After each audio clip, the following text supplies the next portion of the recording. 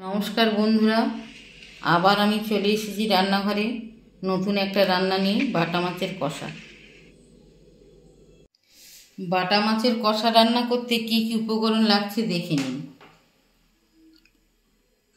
বাটা মাছ ধুয়ে রেখেছি, আদা গোটা রেখেছি, রসুন, পেঁয়াজ, টমেটো সব গোটা রেখেছি। মশলাগুলো আমি সব শিলে বেটে নেব। আদাটা বেটে নেব, এই শিলের উপর রেখেছি, আদাটা বেটে নেব।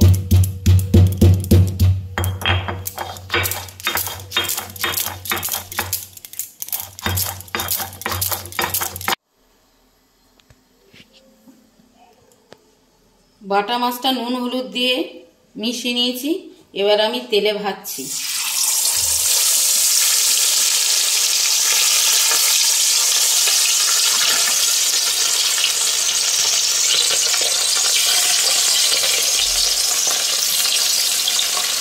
রান্নাটা হচ্ছে সর্ষে তেলে। লবঙ্গ, এলাচ ফোড়ন দিচ্ছি। এবার মশলাগুলো সব এক এক করে কষিয়ে নিচ্ছি। আদা বাটা,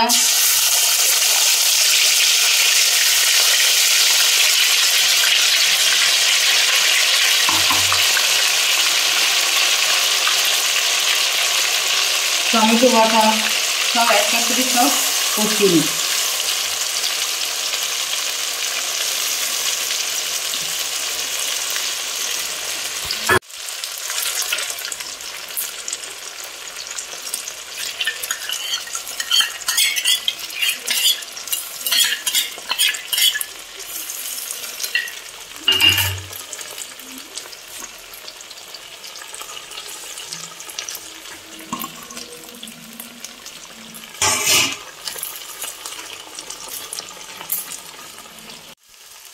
টমেটো, আদা, রসুন, পেঁয়াজ সব এবার কষিয়ে নিচ্ছি আমি।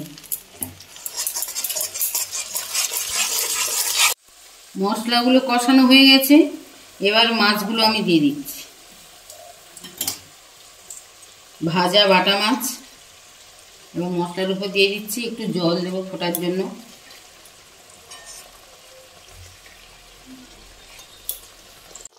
রান্নাটা আমার হয়ে গেছে।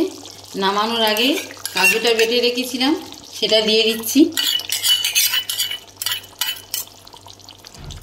আর শুকনো লঙ্কা ভেজে রেখেছিলাম সুন্দর গন্ধ হওয়ার জন্য, শুকনো লঙ্কাটাও দিয়ে দিচ্ছি।